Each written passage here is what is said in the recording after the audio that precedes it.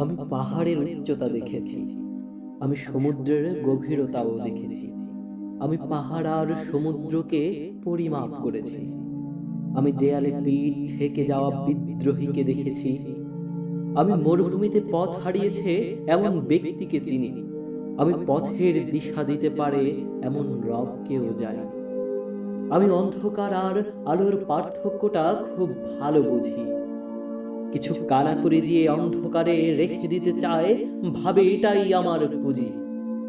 যদি কানাকড়ি দিয়ে মোর পকেটে দাও ভরে, দাও যদি ক্ষমতা বসাও সিংহাসনের পরে, সইতে হয় যদি নির্যাতন, দেহে নিতে হয় তীর, যদি নিয়ে নাও জীবন, দিতে হয় শির, তবু একটাই বাক্য, একটাই আমার কথা, রব ছাড়া কারো সামনে করব না নত এই মাথা।